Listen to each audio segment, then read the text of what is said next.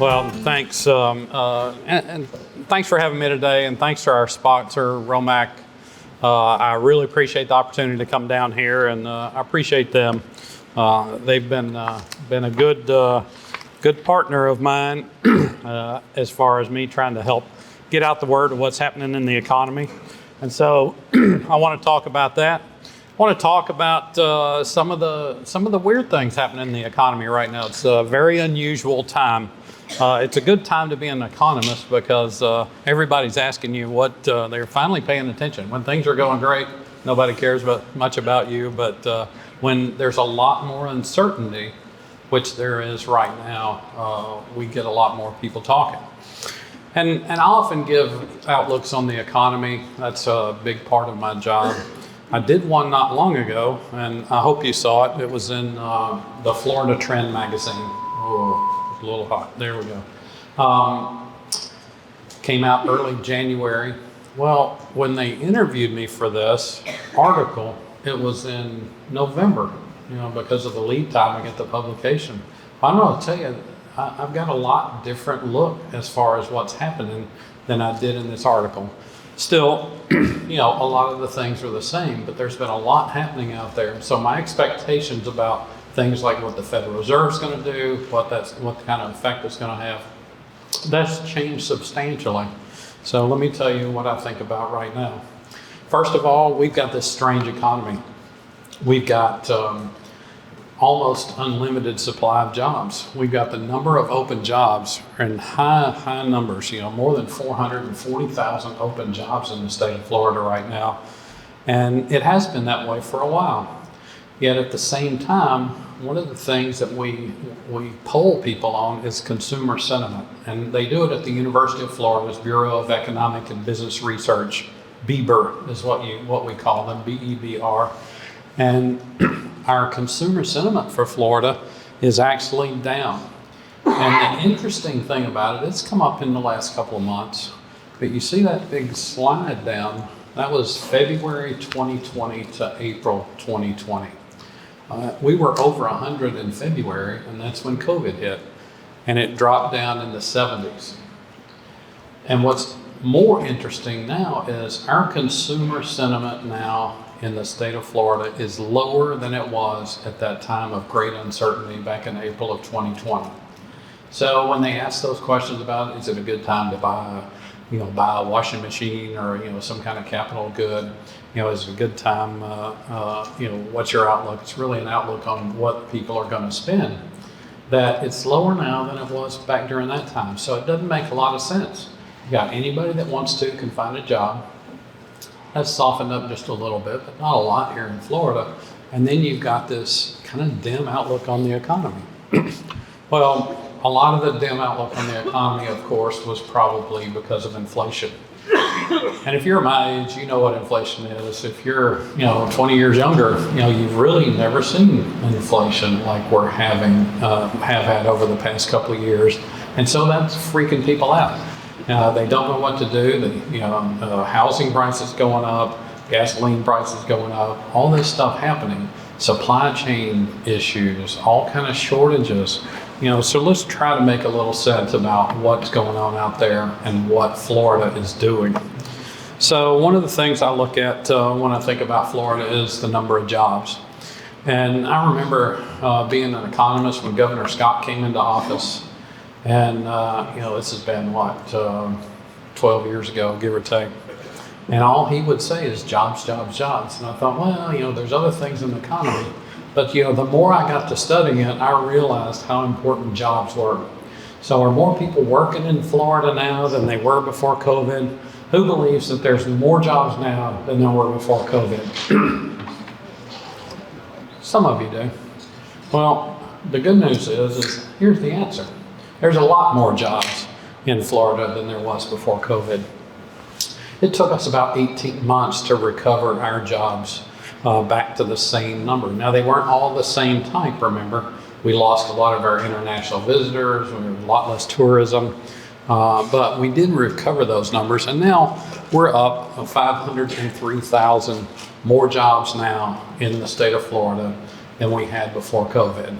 Now, this number is probably going to get revised. This time of year is when they come out with the revisions, and the revisions can be pretty steep up or down. We don't know what's going to happen. We'll start seeing those in March. But all in all, we know Florida did well, and not every single state has all their jobs back. So once again, we could say Florida's doing better than most of the rest of the country. And let's see what the U.S. is. Here's the U.S. numbers. They've got a little over 2 million jobs more than before the economy. And it took them until August of 2022 to recover those jobs as a country. Well, let's put Florida up here. Well, Florida has 503,000 of those jobs and a 5.5% growth rate since COVID. And we recovered about 10 months earlier than the U.S. So that's good. That tells you, hey, and we know that. People are still wanting to move to Florida. Companies are moving here. That's really good. But what that means is since COVID, Florida has created 23% of all jobs in the U.S., all net new jobs in the U.S. Almost 1 out of every 4 has been created here. So if you don't think Florida's doing well, you're wrong in general. Now, it's different in different industries. Certainly that's the case. When we look at it by industry, it was just recently that, October of last year that we got back all our leisure and hospitality jobs. No big surprise, lost all those international visitors. They stay longer, spend more. That's an important part of our industry mix. But what's happened since COVID is Florida has diversified its economy because those other industries are growing faster than the leisure and hospitality jobs. And some of them, in a lot of cases, are higher paying jobs. So a lot of those leisure and hospitality people obviously transition. Plus a lot of those new people coming in got jobs here in the States. And the industry diversification is important.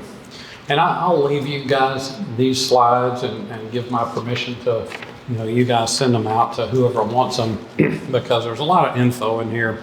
And as long as you turn them into a PDF and send them out, and I don't want anybody changing my slides. I've had that happen in the past.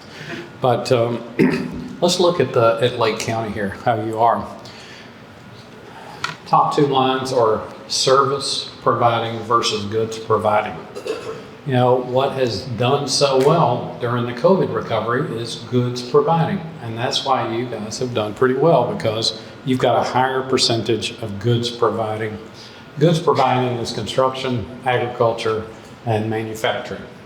And so you've got a pretty low manufacturing base here, but the construction industry has taken off and you've got more than 11% of your workers, far above the U.S. and also above Florida here. So it's actually been a little easier here. And of course, you're closer to metro areas.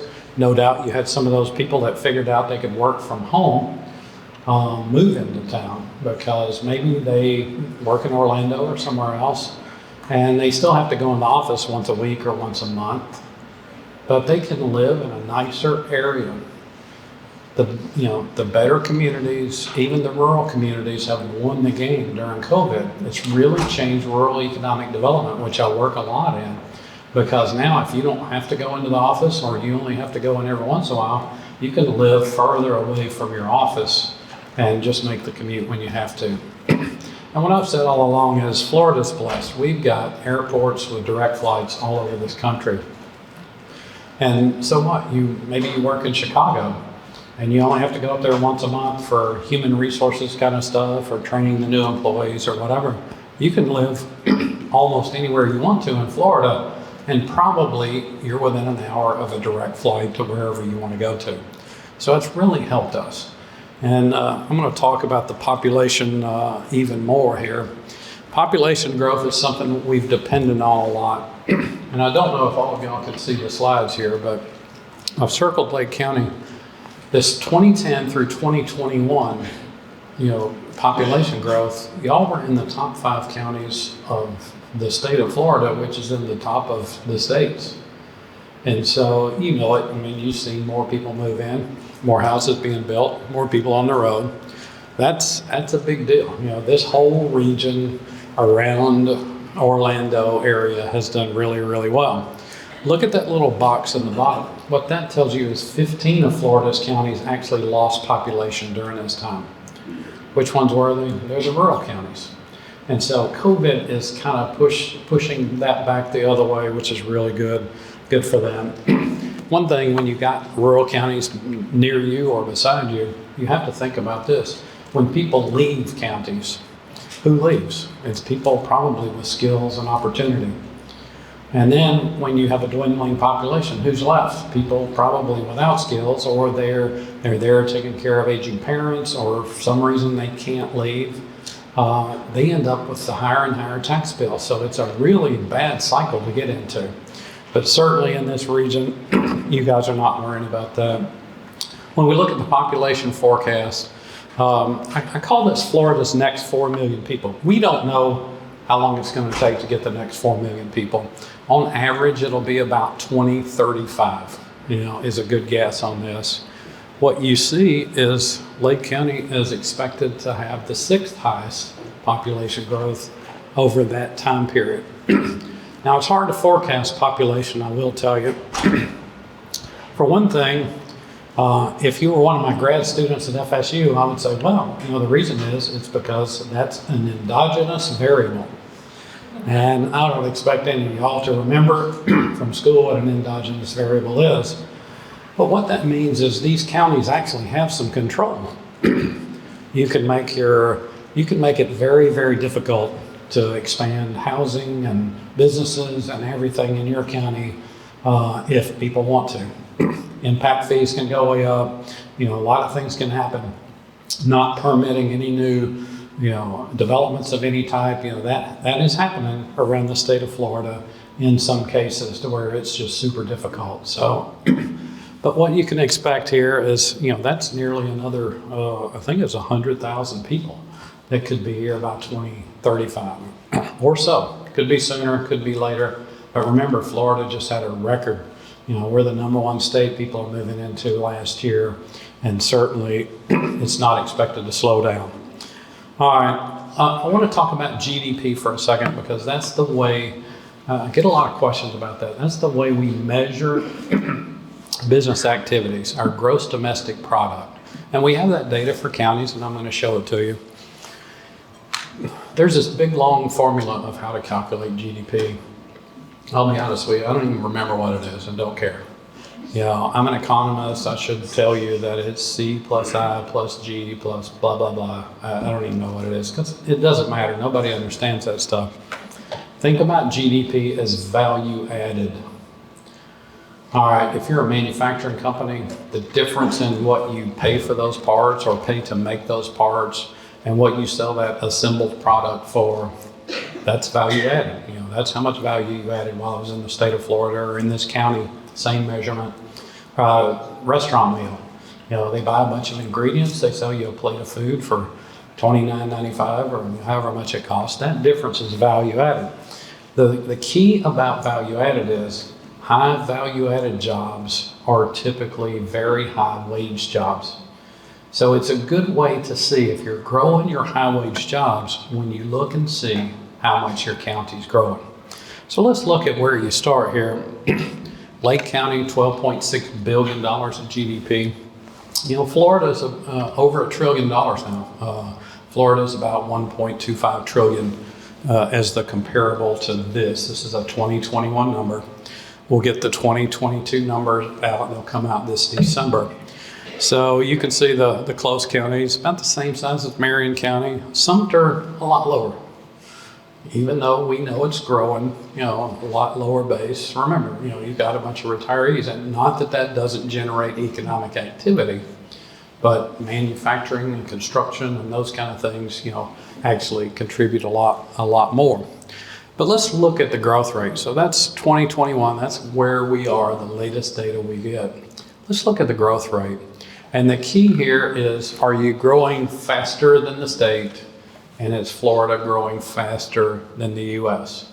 That tells you you're growing those high wage jobs You may or may not be diversifying your economy, but you're certainly growing those higher wage jobs when your county is growing faster than Florida, especially if Florida is growing faster than the U.S., which I will guarantee you it is. Not even close. Not even remotely close. Because we got some states that are losing. They're losing people. They're losing GDP. Think about Illinois. They've got a crisis on their hands. Their pension system is broke and their state's broke, and people are moving to Florida, New York, New Jersey, all these high tax states. People are leaving. We got big hedge funds moving to Florida, and all this stuff is happening out here. Even a small manufacturer can make a big, big difference in GDP for a region. So all these things add up. So let's see where you are. All right, Florida grew at 61% during this time. And I'm going to tell you, the U.S. is in the 40s. So give or take, Florida's growing 1.5 times as fast as the U.S. And here you can see the local counties, 70.6%. That's another $5.2 billion that you guys have grown during this 2012 to 2021. I picked 2012 because that's after we got through the Great Recession and things kind of reset back to normal. So you can see Orange County certainly grew a lot, but grew at a slower percentage. Sumter County, of course, grew a lot in percentage, but didn't grow as much as far as raw numbers. So that puts you guys in a really good spot here. You got a great place to live. Your economy is growing. I guarantee you it's producing a lot of opportunity for people in this state. All right. So I want to talk about what's going on in the economy out here. We can't ignore, as much as we would like to ignore the rest of the country. We cannot always do that, can we? So let's think about some of the stuff that's happening out there and how it's going to affect this region, in this county, in this state of Florida.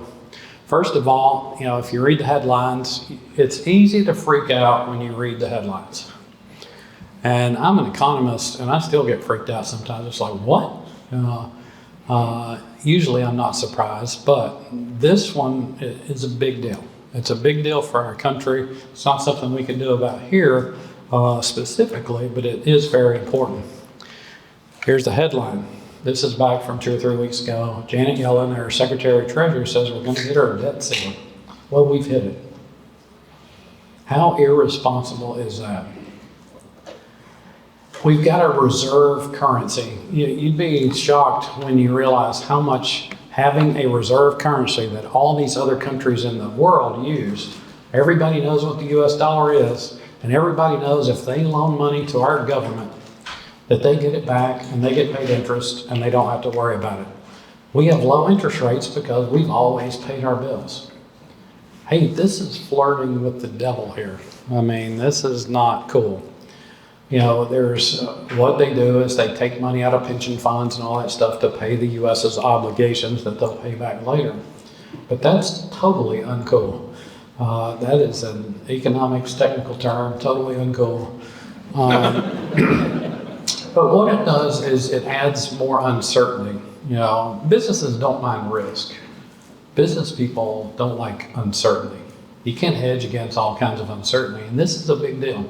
If we default on any of our debts as a country, the interest rates we pay are going to go way higher. It's nothing to be casually scoffed at, and here's why. Here's our federal debt. And this is a December number. It's actually higher than that right now, but this is the latest data put out by the Federal Reserve. 30.9 trillion, basically $31 trillion this country owes. How much is that? Well, here's 1, 2, 3, 4, 5, 6 people at this table. Multiply 6 times about $96,000. That's how much your table owes. Even worse, it's almost $250,000 for every employed person in the country. Is that a big deal? Why interest rates were cheap? I mean, they were like zero. Once you accounted for inflation, it was like zero. It was okay to borrow a bunch of money. Totally uncool when it starts going up. And what happens is, the good news is about 90% of this debt was taken out when interest rates were super cheap, maybe on a 10-year bond or whatever. But what happens when that bond rolls over and then you got to go back to the market? Then it becomes a super high percentage of the federal budget that, that'll crowd out spending by the private sector. You'll have all these entitlements and interest payments taking up the entire federal budget. So what do you have to do? You have to raise taxes, or you have to inflate your currency to where it's not worth as much. Well, haven't we been doing that? We have to be inflating our currency. One of the things that I really railed against was there's a group out there called the Modern Monetary Theorists, MMT. And they came out, 4 or 5 years ago and said, it doesn't matter how much money the U.S. government borrows. It doesn't affect the economy. And I said, oh my God, you were not alive during the 70s and the 80s when inflation was rampant and all this stuff happened. And so they kept saying, no, we're right. Things are different. And it's like, well, no, you're not. And here's what's happened. Remember, inflation is a tax. Inflation is a big tax on low-income people. So you let the money supply get out of hand, you borrow a bunch of money, you spend it, and I get it. We needed to spend money getting through the Great Recession. We certainly did that. When COVID came, they threw a bunch of money at the economy to try to keep things going. I understand that as well. But what happens when you do that? The modern monetary theory is wrong. Prices go up. You got too much money chasing too few goods. That's the same, in 1970s when I was studying economics, that's exactly what we said. You got too much money chasing too few goods. And when we look at the CPI, this is a consumer price index year over year. I put the 70s and 80s in there for all the people that are my age or older. Remember what happened? Inflation got out of control. People freaked out. What did they do? Started raising interest rates. And so they thought, well, hey, we've killed inflation. And people were squealing. A lot of people were put out of work. People started crying, oh, you're killing our economy, blah, blah, blah. So they let off the gas and reduced the interest rates. Inflation came back even higher. And then even higher the third time they did it. So what happens is nobody remembers the Federal Reserve chairman back in the 70s before all this happened. His actual name is Arthur Burns. Who they remember is a guy named Paul Volcker. Paul Volcker came in and said, hey, we're killing inflation. And of course, to do that, you have to kill the economy to do it. Really no other way to do it. You've got to put people out of work. Guess what? They did it. They clamped down on inflation and got it down to something reasonable. Well, as part of that, what happens is interest rates, who in this room paid 12, 14, 16, 18% on a 30-year mortgage back when they bought a house? Some lady yelled at me the other day when I was telling this, and she said, I paid 20. Can you imagine in the times that we've been through, getting money for 4%, 5%, now almost 6%, paying 18 and 20%? Oh my goodness, no. That's time. That's times that we would love to forget back then. So people do remember Paul Volcker because of the pain he inflicted on the economy. However, they did get the inflation rate down, and we've enjoyed up until here recently some very low inflation rates. But what's driving the inflation? Well, all kind of things. We had shortages, we had supply chain issues, we've had this and that. A lot of businesses shut down during COVID and didn't even think about demand may still stay very high. So think about things that we use. We had some weather issues as well. You have a super hot summer, you burn up all the natural gas. Comes winter, you need that natural gas. It's like, whoa, we don't have as much as we did. Natural gas was a big deal. Here's the natural gas prices. How many of y'all's houses or businesses depend on natural gas? Raise your hand. This one I'm going to count. 1, 2, 3, 4, 5, 6, 7, 8, 9, about 15. All right, 15 of you guys are right. The rest of you are absolutely wrong. You want to guess why? 75% of Florida's electricity is made by burning natural gas. Your power bill gone up lately?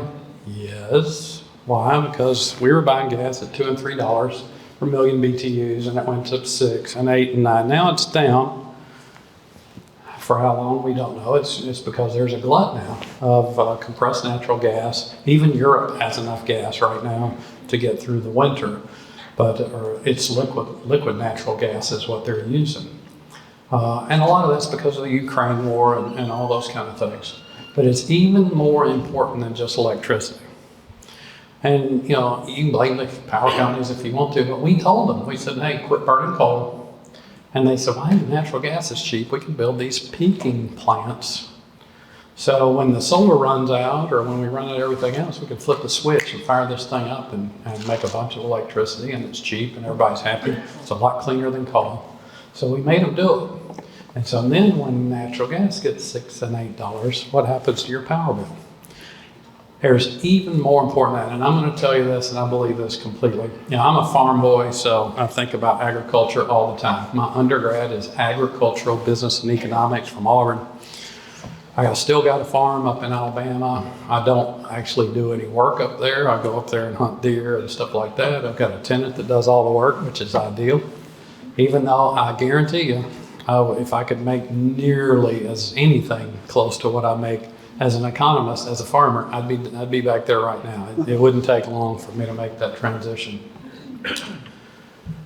Our food inflation is going to be more persistent than the natural gas and other energy inflation. Why is that? Guess what else you make out of natural gas? Fertilizer, absolutely. We've got some farm people back here or people in the business that know that's awesome. Nitrogen fertilizer. What do you need nitrogen for? Well, you had chicken salad for lunch or ham or something like that. You think any of those animals were finished on corn? Corn is a grass. A lot of people don't know that. They say it's a grain. I said, no, it's in the grass family. Corn and a lot of things, you need nitrogen. Pasture needs nitrogen. You like cows? Hey, I love cows. I love beef on the grill. Now, soybeans make their own nitrogen. I don't know how many of y'all know that, but they make their own. So guess what we grew this year? We paid $300 a ton last year for nitrogen fertilizer for corn. $300 a ton. That's about average. That's pretty cheap. This past year, it was over $1,000 a ton. So good risk managers like we are saying, well, hey, we don't know if it'll rain. We don't know what will happen. We're going to limit our inputs. A lot of that happened. So less and less people grew corn. Well, you still need corn to finish cattle, chickens, pigs, all that stuff. That's a big, big deal. But also it's the chemicals made out of, you want herbicides, you want pesticides, all that stuff. A lot of that's made out of natural gas. So this is a big, big deal. I'm very thankful it's coming down, because that'll help us in the future. But how many power companies signed a contract, a long-term contract, when gas was at $6, thinking, hey, they won the game when it went to $8, and now it's down to $3. So it's going to be persistent for a while for our food supply as well, which is super important. All right, what else has gone up? Anybody build a house in the last couple of years?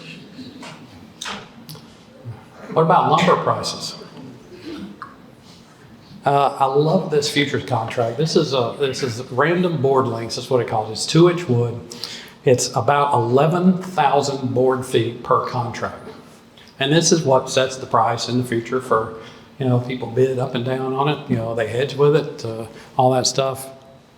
This thing hit over $1,500 in May of last year, or May of 2021.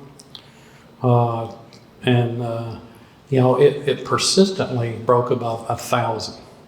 Normal $400 or $500. Now it's down to $486.70. The last print I saw. So that's good news. What was it? I sold a bunch of lumber last year. I have a tree farm also up in Florida. I sold 152 truckloads of wood. Was it a good year? Yeah. But the price that the landowners got didn't go up nearly that much, I will tell you. We've really got a really tight supply of sawmills here, and a lot of it is sawmill capacity. Sawmills shut down. They didn't know what would happen during COVID. And then when people kept buying houses and wanting to build on a home office because now you can work from home or build a house or all this stuff, it really shot the price of wood up. But fortunately it's down, but you don't have to look at the futures market to figure out the relative cost of housing, what it costs to build a house. And I've used this, I learned this last July. I spoke at a company event at Romac. A lot of their customers were there, and I saw this thing. Don Magruder showed it to me. They have a whole house commodity index, and they publish it on their website. So lumber prices are too narrow. This has a lot of stuff. What is it, Don? For a 2,200 square feet, kind of the main components to build a 2,200 square foot house, and this lets you see how prices have moved. Well, fortunately, they're down. You saw how high they are in the past. And so they're down. It's not just lumber, some of the other things, supply chain coming back on board. That's the good news. Still issues with attainable workforce housing in this area. The biggest two things I hear about is, hey, I can't find workers. And if I could find the workers, they don't have anywhere to live. It doesn't matter what kind of county that you're in the state of Florida. That's what's happening all over the place. So we've got that, the inflation's starting to come down now, but interest rates are going up, right? It's more expensive. You can basically buy half the house right now at these interest rates as you could a couple of years ago, right? Prices are up, interest rates are up. If you're financing, then you can afford a lot less house. So what you have to think about what's going on out there is people are settling for smaller footprint houses, or not finishing it completely, or not building the pool right now. We'll wait and build the pool later. Those kind of things are happening out there, and we do see it. So I wanted to look at the housing permits in this region. And a lot of you know Lake County is part of the Metro Orlando Metropolitan Statistical Area. Orlando, Kissimmee, Sanford is what it's called. So it's 4 counties. Y'all are one of them. Y'all Orange, Seminole, and Osceola. And so that's what we have good recent data on. So I'm going to show you that. So let's compare and kind of see what's going on. Are more houses being permitted now? Doesn't mean they actually got built, but most of the time it does. Sometimes people fall out of the system and don't do it. But here's what it looks like. The top one, of course, is the Metro Orlando, which you're a part of.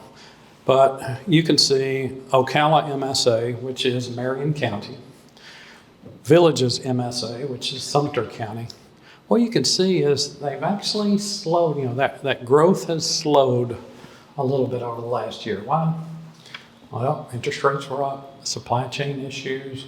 I saw a lot of foundations being built when, lumber was over $1,000 a thousand.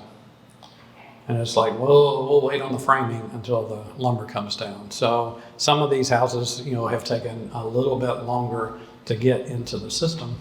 But what you can see, it kind of seems like it's leveled off a little bit here. These are still good, good solid numbers. I'm not saying it's going down. Don't even think about that number's going down, because we still have that big demand of people wanting to move into Florida.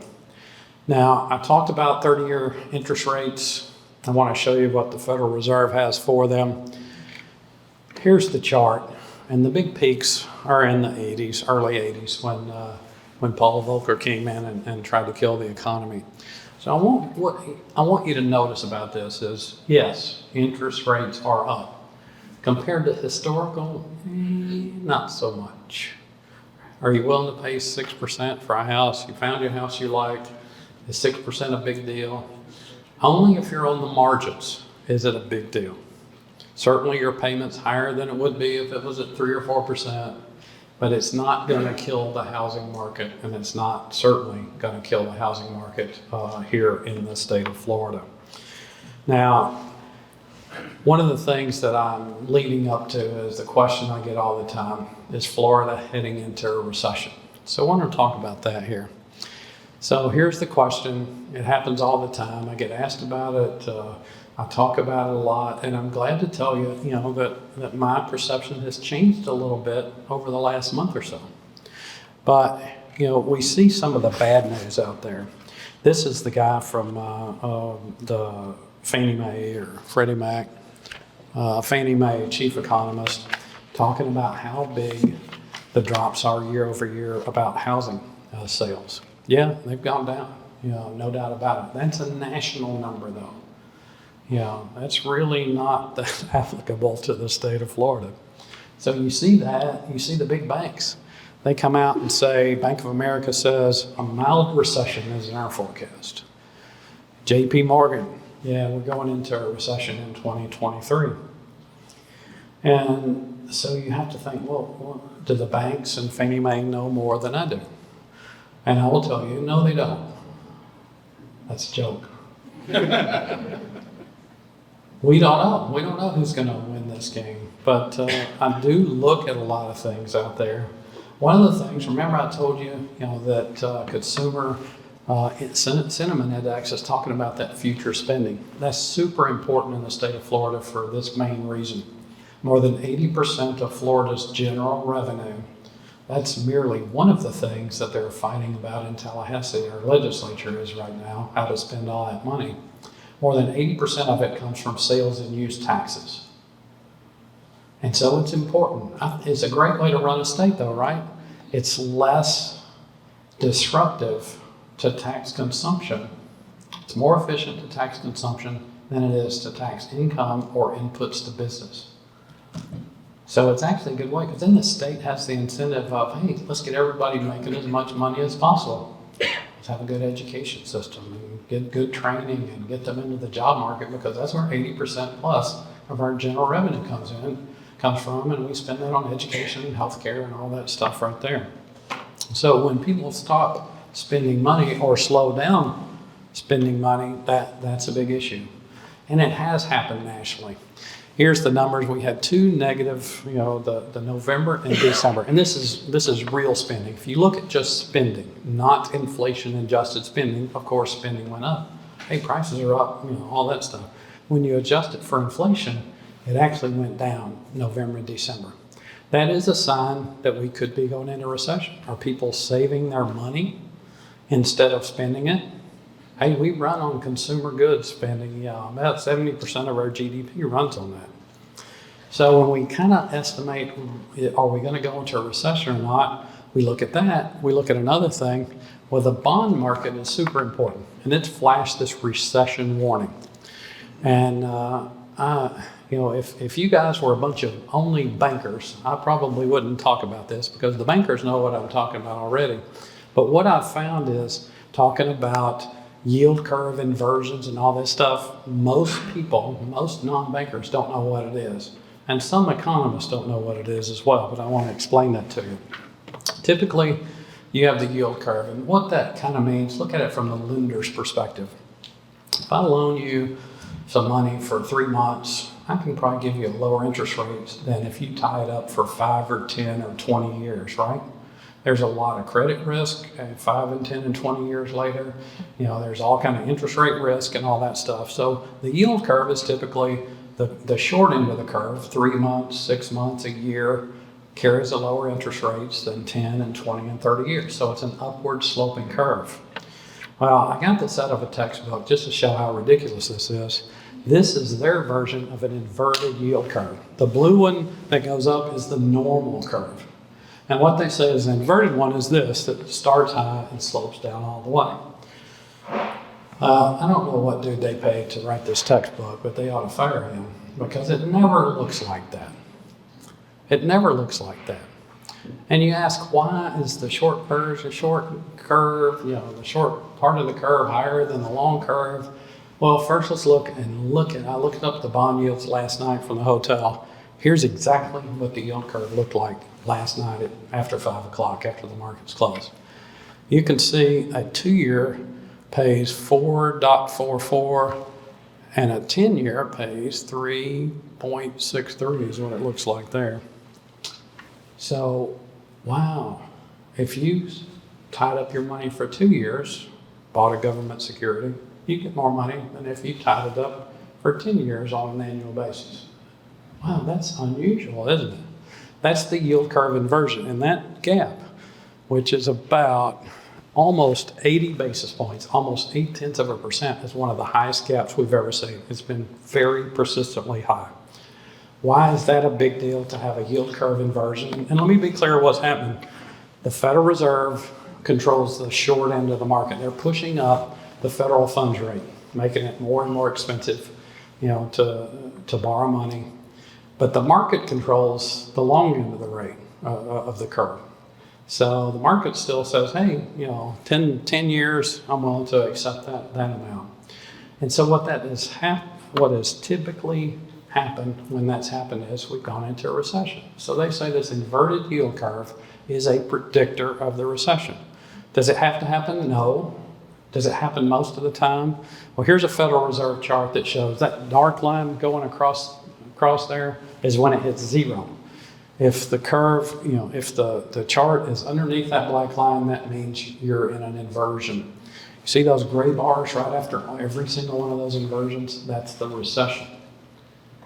That's what the National Bureau of Economic Research says. We're in a recession. Now, a lot of people ask me when the numbers, first and second quarter GDP numbers came out for the U.S., they said, well, the people on the news say we're in a recession. Are we in a recession? And I said, no. I said, because we are not in a recession until those 8 guys up on the National Bureau of Economic Research Business Cycle Dating Committee say we're in a recession. And I said, they're not going to do it. The labor market is way too strong here. And so is it a signal for a recession? Could be. Here's the issue. During the Great Recession back in 2008, what did the federal boys do up there? Well, they printed a bunch of money. They bought bonds. Here's how you lower the interest rate. The Federal Reserve comes in and buys a bunch of bonds.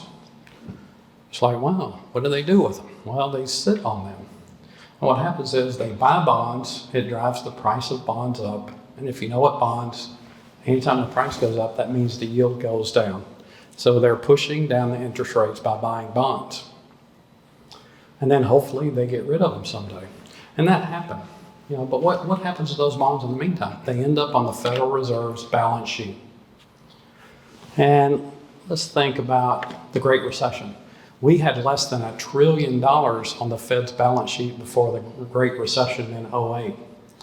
And all that mess we went through, foreclosures and people lost jobs and lost their houses and all that stuff, and ended up being a couple of $1 trillion. So they ended up with more than $1 trillion extra on the balance sheet. Well, look what's happened since then. This is 2008. It goes from here to here. And now look where we are. There was almost $9 trillion on the Fed's balance sheet. Now you can see they're rolling it off. Well, what's happened as those bonds go back on the market? You're selling bonds, the price goes down and interest rate goes up. That's another way they push the interest rates up. And there's nothing that says they have to get rid of all this stuff right now to push the interest rates. But what I can tell you is, it's going to be an upward push on interest rates for longer than you probably think. Does it matter for Florida? Does it matter for the U.S.? You bet it matters for the U.S. They got $31 trillion worth of debt. How about the state of Florida? Anybody want to guess whether Florida's in good shape or not? Are we physically in good shape? Believe that? Hold your hand up. Hey, you're right. This is Florida's public debt profile. We're about $17 billion. Our budget's about $115. So let's say you make $115,000. You got your house paid for, you owe $17,000. Big deal. Nobody cares. It's not an issue for the state of Florida. We're credit worthy. We're not worried about this stuff. Here's who it affects. When you think about the amount of debt that people have, think about what people pay for houses and cars over the last couple of years. This comes from from the New York Fed. This is the total household debt here. The blue is housing debt, and the red is credit card debt. People who had a hard time paying their bills during all this inflation put more and more money on their credit cards, and they're not paying them off. And so, yes, you're going to see foreclosures on houses, some, nothing like we had before. You're going to see some cars repossessed. You are going to see some of that because the delinquencies are starting to come up. So those people, we know some of the tech people have lost their jobs, some of the banking and mortgage people are losing their jobs out there in the nation. And so you're actually going to start seeing those headlines. How will it affect Florida? Florida's in better shape. One of the things we have to think about is what do people's balance sheets look like? Pretty good. Credit quality, pretty good. There are some people that are on the edge. Those are the people that are going to get hurt the worst, no doubt about it.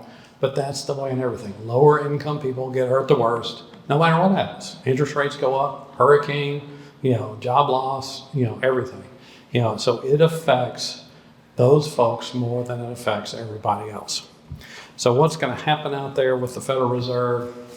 And I'm going to leave plenty of time for questions here. I've only got one more slide. If I'm Jerome Powell, our esteemed head of the Federal Reserve, the chair, you bet that you can bet on one thing. You are not going to be Arthur Burns in history. You're going to be Paul Volcker in history, because nobody remembers who Arthur Burns is. If you're thinking at all about preserving your legacy, you're going to be the one that kills inflation.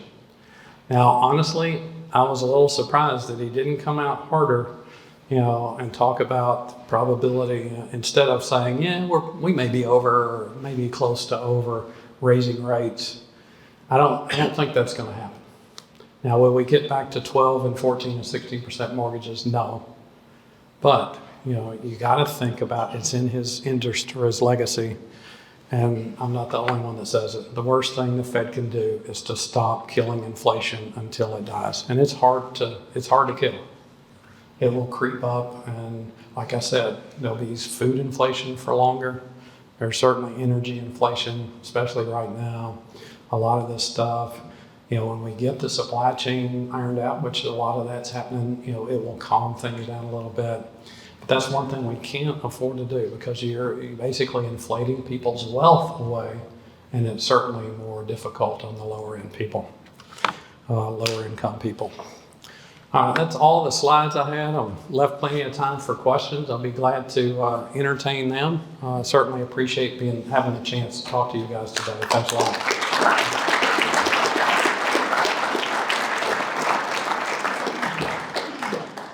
Who's got a question? I could ask y'all some personal questions if you don't come up with something. How high do you think interest rates will go before it starts turning down and continuing in that direction? Great question. How do I think interest rates will go before they start heading down? That's a great question. Obviously, I don't know, but I'm guessing we're probably 50 basis points to 75 away from the peak. But here's also my guess, is if you read the language of the Fed statement this last time, they really opened this big wide door to just sit on rates and not go up or down next time or two. That I think you may see just a pause in the raising and watching the economy. Remember, back when I was in grad school, and I went back when I was in my 30s to get my PhD. I was 33 years old. I went back. It took me till I was 38. It's pretty typical to take 5 years or longer. We understood back then that monetary policy, raising the interest rates, took from 12 to 18 months to cycle through the economy. And so this really sudden raise that we've had hasn't gone all the way and done the effect. There's been so much pent-up demand for housing and some of that other stuff that people are still buying. So I suspect they'll sit where they are, maybe raise another quarter of a point, hang around for a while and watch what happens. But until they really see the numbers coming down, And this job, honestly, this big job print, 500,000+ jobs in January at the national level, when they were expecting 180,000, that really pushed that thing even further into the future to where they will not. The market right now is betting on the Fed dropping interest rates later this year. I'm going to tell you what, as someone who's lost thousands of dollars betting against the Federal Reserve, don't bet against the Fed. That's my take. But great question. Thanks for that. Yes, sir. I was around when we had 18% interest rates. And it seems like this happens every 8 years, every 8 to 10 years. Prices go up, the market goes up, and somehow they push it back down. That's a great point. If you And didn't, I don't agree that raising the interest rates and putting the lower income people out of work, I don't think that's good for the economy. That's the bottom line. that's some great points. If you didn't hear me, he said, this kind of happens every eight years or so. Interest rates go up, inflation gets out of control, interest rates go up, you have to kill the economy or at least tamp it down a little bit. We do have a business cycle out there, there's no doubt about it. And what happens is, think about this, and if you're, I look at things, I used to be one of the manufacturers I worked for, actually 3 of them were European motorcycle manufacturers. So I work for, if you're motorcycle guys, you know who Triumph, Ducati, and KTM are. KTM's the Austrian company that is the largest European company builder of motorcycles. I found out the hard way. I was working for KTM when 2008 came on. And people realized that, I might rather eat than have a European motorcycle in my garage that I only ride, once a month or whatever. People forget is the problem. You forget you got a little extra money, you got some, bonuses from the government while COVID was going on. What do people do is they go out there and spend it. And it raises inflation, and you got to knock it down again. You're right, it is cyclical.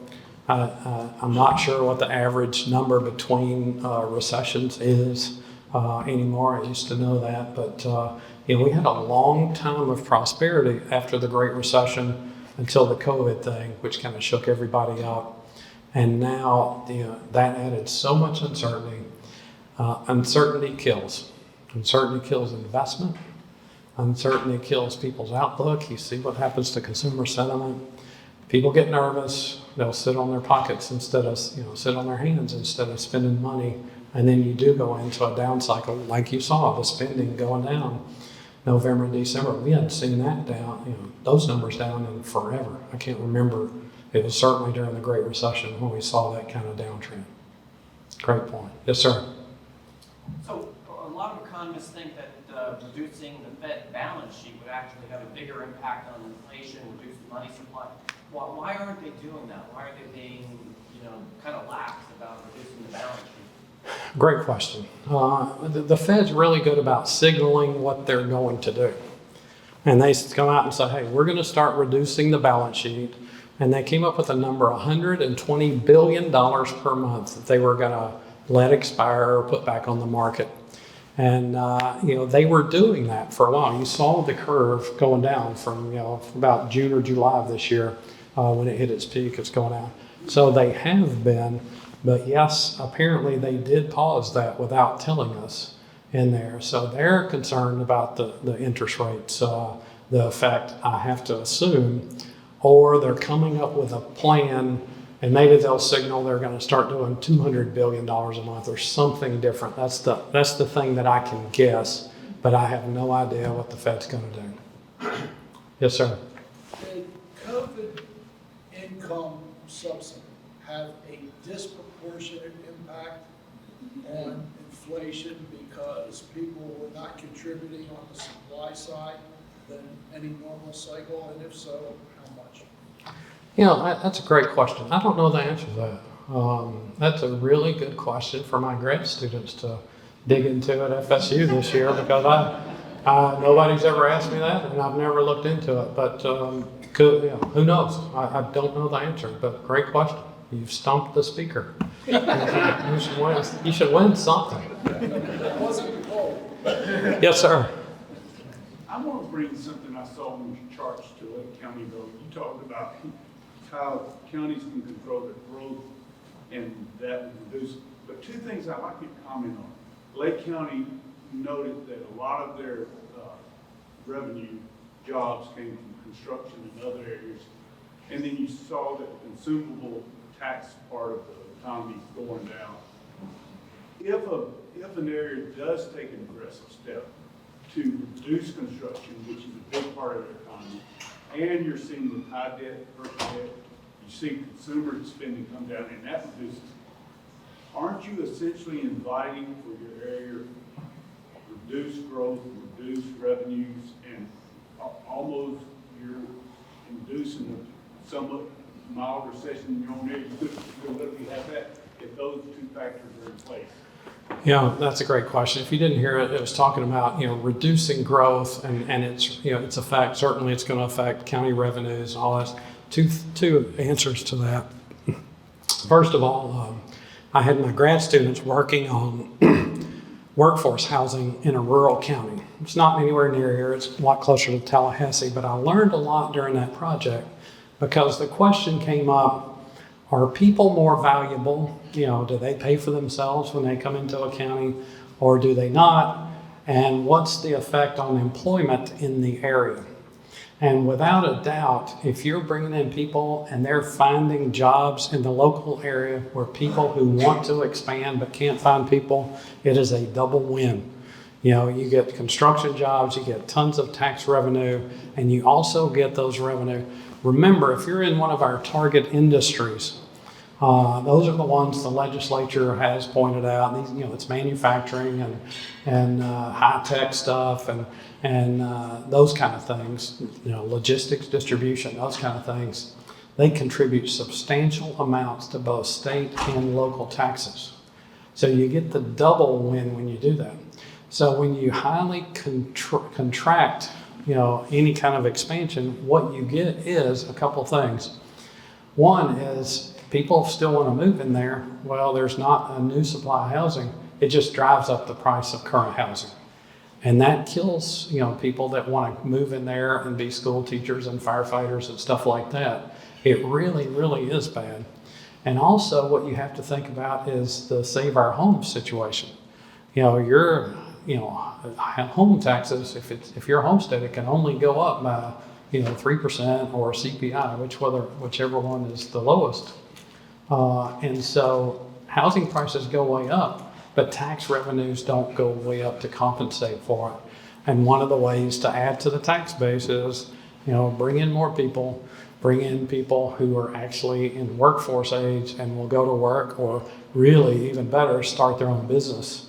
That's a great way to do it. But yeah, counties need to think about that. And that's one of the things I do. I'm actually working on a project that will answer some more of those questions right now up in Northeast Florida.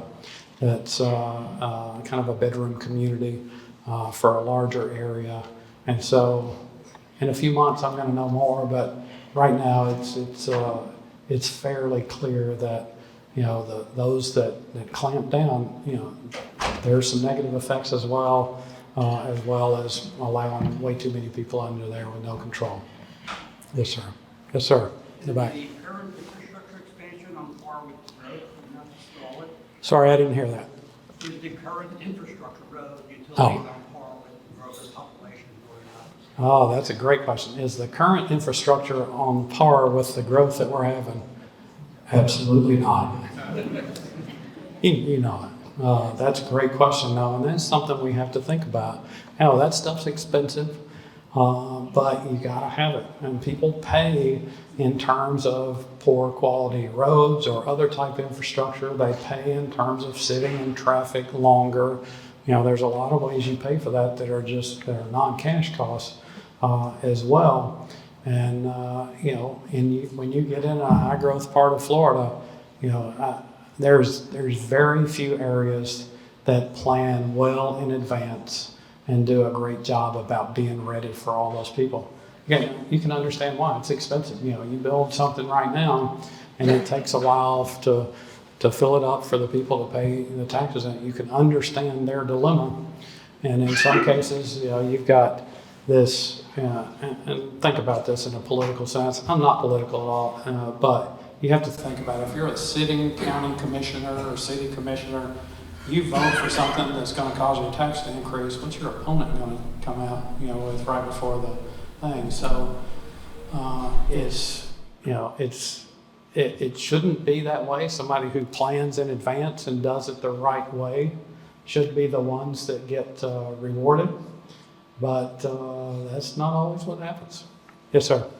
Dr. Parrish, given your age and your education, what changes have you made personally to your retirement portfolio? That's a great question. Given my age, which is advanced, I'm 62 years old, and my retirement situation. First of all, I'm one of those people that is probably going to work till I die. Not because I have to, because I enjoy working. I get to help a lot of folks. I really enjoy working at FSU and helping the people, especially the rural areas. People like me that really don't have they don't have a champion out there. So I'm planning on working for a while. So mine, the normal person my age has a retirement at 67 on Social Security. This is the first year, I guess you can apply at 62. Somebody told me that. I just turned 62 in January, but I'm not even contemplating that. So I've got a retirement age of probably 8 or 10 years from now. So what I do is I am very diversified, and I think that's the way. I've always said it this way, and maybe you should teach your kids it. If you don't learn anything else, teach your kids this. Think about what you use every day. I got 4 nieces and a nephew. This is what I tell them. I got grad students. This is what I tell them. Think about what you use every day. Well, you use electricity, so why not invest in a power company? So when they raise your power rates, maybe you'll make more money or have a bigger dividend. Well, you're going to have food, so why don't you invest in agriculture? You're going to use all these things. Think about all the things that you use. Me, I'm pretty land and tree heavy. But that's what I like. It's a personal preference rather than an investment strategy. My returns from renting my farm out for farming are close to negative. But they pay my property taxes, and I have a place to go hunt. So who cares? I don't need the money, so I got a job. So I don't care. So mine is going to be vastly different than somebody who spends all. But my theory is don't, when you're 60, just pull in your horns and invest in only super safe stuff. You're going to miss out on a lot of gains and equities and things like that. So diversification is a key. Find something you like, company you like. Investing in great companies is a good way to go, and hedge your life. The utilities and food companies and all kind of stuff. Car companies. Maybe you like Toyotas and you want to invest in them. I think that's a good way to kind of offset some of the things that will happen out there in the future for people at your kids' age. All right, I think that's it. Y'all, thanks for having me today. I've really enjoyed it.